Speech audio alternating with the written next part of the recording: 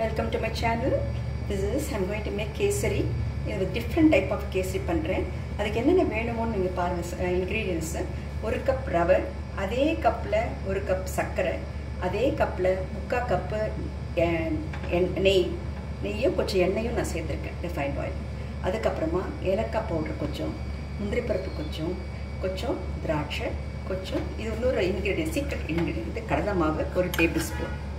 So அது மட்டும் இல்லாமல் இந்த எந்த கப்பில் சர்க்கரை எடுத்தோமோ எந்த கப்பில் ரவை எடுத்தோமோ அதே கப்பில் 3 கப் தண்ணியை நான் கொதிக்க வச்சுருக்கேன்.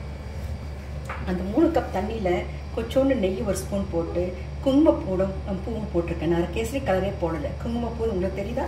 இந்த குங்குமப்பூ இதில் நல்லா கொதிச்சுன்னு இருக்கு பாருங்கள். தானாகவே கலர் வந்துடும் குங்குமப்பூ. ஸோ இதுதான் நான் பண்ணுற விதம். இங்கே இது பாருங்கள் எப்படி பண்ணுறேன்னு பாருங்கள். ஃபஸ்ட்டு நம்ம இந்த நெய்யை ஒரு முக்கால் நெய் இதில் ஊற்றிடணும். முக்கால் இப்படி ஊற்றிடணும், அவ்வளோதான்.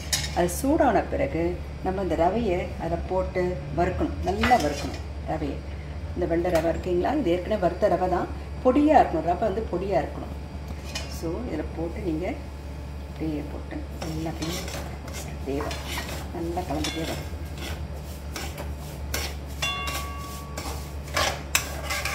நல்லா பொரிஞ்சு அப்படியே பொங்கி வர மாதிரி வரணும் ரவை. அப்புறம் தான் அது நல்லா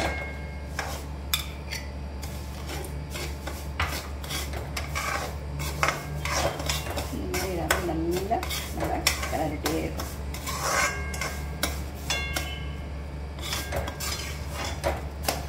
இந்த மாதிரி ரவை நல்லா நெய்யில் வறுக்க சொல்ல உங்களுக்கு ஒரு நல்ல மனம் வரும். நல்ல ரவையும் நல்லா வெந்து போயிடும். ரொம்ப மோட்டா பெரிய ரவையாக வாங்கினீங்கன்னா அது மிக்சியில் ஒரு நிமிஷம் அடிச்சிட்டிங்கன்னா இப்போ சாஃப்டாகிடும். ஸோ சாஃப்டாக இருந்தால் ரவை நல்லா சாஃப்டாக நல்லா சீக்கிரம் வெந்துடும். பார்க்கறதுக்கு பாதாம் அல்வா மாதிரி வந்துடும். ஸோ இதில் நம்ம எசன்ஸ் எதுவுமே போடலை, ஒன்லி ஏலக்காய் தூள் தான் போட போகிறோம். அப்புறம் முந்திரி பருப்பு திராட்சையை நான் தனியாக வறுத்து போட போதில்லை. இந்த தண்ணி ஊற்றுறோம் இல்லைங்களா, அதிலே போட்டுட்டேன்னா அதுவே எல்லாம் வெந்துடும். இது பாருங்கள், இது நல்லா பொங்கி வருதா ரவை, தெரியுதா? ரவை வாசனை நல்லா வருது பாருங்கள். சைடெல்லாம் நல்லா ரவை நல்லா இதாகும். நல்லா கலரிட்டே இருக்கும் ரவையை. அப்போ தான் உங்களுக்கு அது ரொம்ப நல்லா வரும்.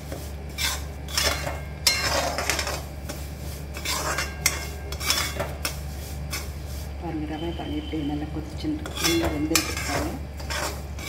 இப்போ என்ன பண்ணோம், இந்த சீக்ரெட் இன்க்ரீடியன்ட்னு சொன்னேன் இல்லைங்களா, இந்த கடலை மாவை இதில் 1 ஸ்பூன் நீங்கள் போட்டுடணும், 1 டேபிள் ஸ்பூன்.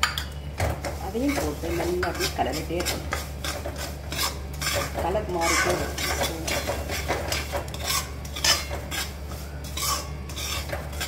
அப்புறம் நம்ம சர்க்கரை பாகெல்லாம் எடுக்க போகிறதில்லை. அது தண்ணி ஊற்றின பிறகு அது தண்ணி நல்லா வெந்த பிறகு நம்ம அப்புறம் சர்க்கரை போட போகிறோம். சர்க்கரை கரைஞ்சி அது தானாகவே அது அப்சர்வ் ஆகிடும். பாருங்கள் எப்படி நல்லா வறுக்கும். நல்லா வதக்கிட்டே பண்ணிகிட்டே இருக்கணும், கலரிட்டே இருக்கணும். தீஞ்சு போயிடும் விட்டா. அதில் மீடியம் தீயில் வைக்கணும். எப்பவுமே மீடியம் தீயில் வச்சுட்டா தான் எதுவுமே உங்களுக்கு கருகாக எதுவும் தீஞ்சு போட்டாங்க. பாருங்கள் கடலை மாவு நல்லா வறுப்படுது, தெரியுதா உங்களுக்கு? வாசனையாக வருது.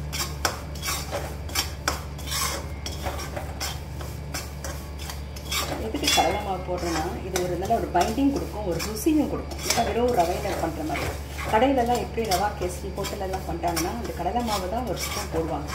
அதுதான் உங்களுக்கு ஒரு தனி சீக்ரெட் ரெசிபி.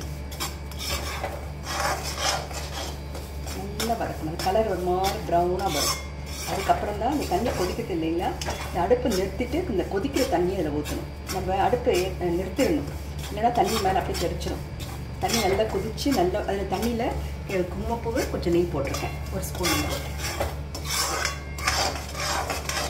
1 கப்பு ரவை, 1 கப்பு சர்க்கரை, 1 கப்பு நெய், அதில் தான் 3 கப்பு தண்ணி. அவ்வளோதான், வேறு எதுவுமே கிடையாது. ஈஸியாக ஞாபகம் வச்சுக்கலாம்.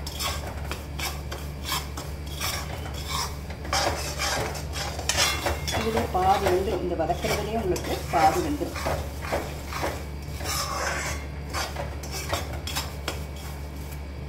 தெரியுதா உங்களுக்கு எப்படி பொங்கி வருது?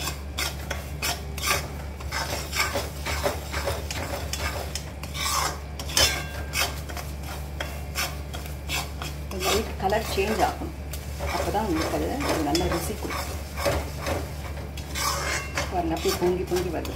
நிறைய வருது இல்லையா? Just good correct sign. நல்லா பொங்குதுன்னா நல்லா வெந்துருச்சுன்னு அர்த்தம். நல்ல மனமும் வருது ஆக்சுவலாக.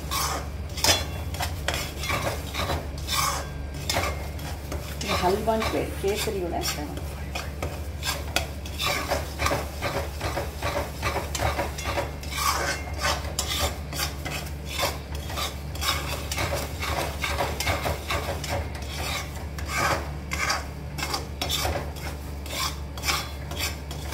டைமில் நம்ம ஸ்டவ்வை ஸ்லோ பண்ணிடுங்க, இல்லைன்னா நிறுத்திடுங்க, அதான் பெட்டர். மொல்லமாக நம்ம தண்ணியே ஊற்றணும். தள்ளி நினைப்போங்க, கொஞ்சம் கொஞ்சமாக ஊற்றணும். தண்ணி கொஞ்சம் கொஞ்சமாக ஊற்றணும். ஏன்னா மேலே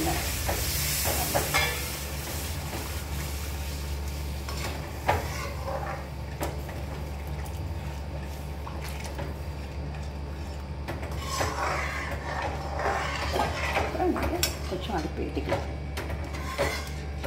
நீங்கள் தட்டு போட்டாலும் மூட வேண்டாம், எப்படியே பாதி வெந்தாச்சு. ஸோ இந்த மாதிரி வேணும், கலரிட்டே இருக்கணும். அப்போ தான் அந்த கலர் உங்களுக்கு நல்ல கலர்.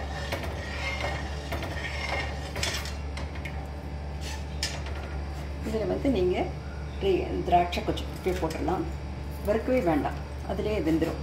முந்திரி பருப்பு கொஞ்சம் போட்டுடலாம், அப்புறம் ஏலக்காய் தூள் கொஞ்சம் போட்டுடலாம். இந்த குங்கும கலர் பாருங்கள், எவ்வளோ நேச்சுரலாக இருக்குது பாருங்கள்.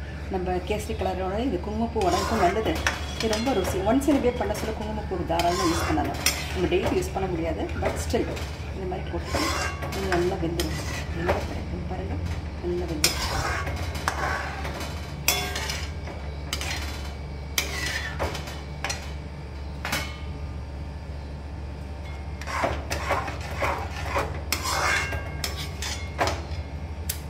இது நல்லா வெந்த பிறகு தான் நம்ம சர்க்கரை போடணும்.